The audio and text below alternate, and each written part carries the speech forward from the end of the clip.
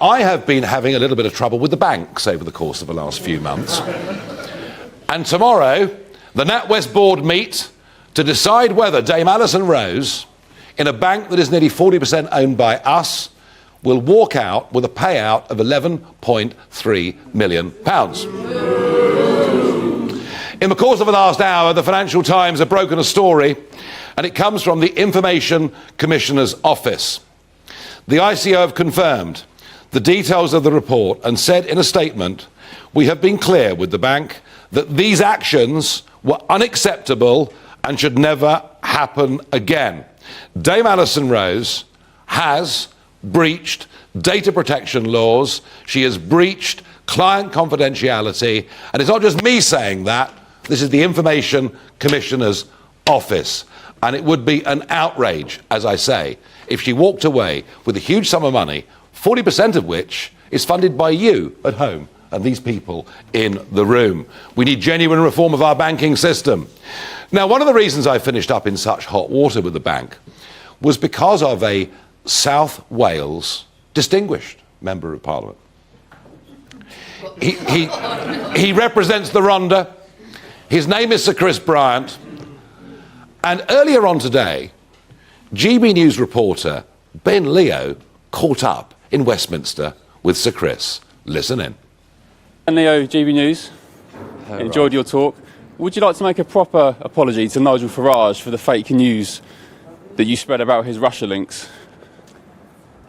I have corrected the record in the House of Commons, and that's all I'm going to do. You did, but it was a rather mealy-mouthed apology in July, just before recess, to an empty chamber. So would you like to take the opportunity to do it now?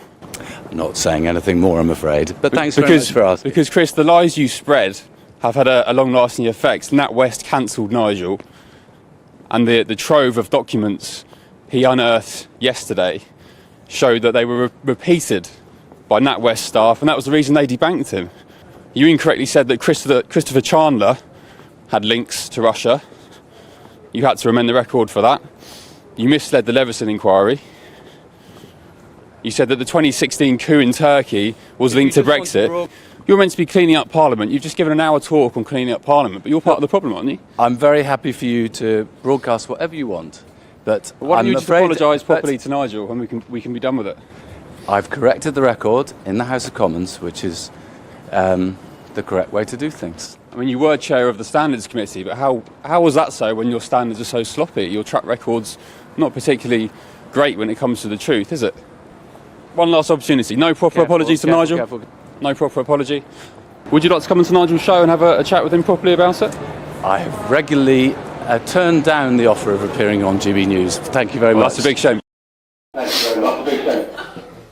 Well, there we are. Well done, Ben Leo. I've been looking forward to somebody catching up with Sir Chris Bryant, whose mealy-mouthed apology to me took place on the last afternoon before recess to an empty chamber and wasn't reported by the press, and he didn't even mention my name.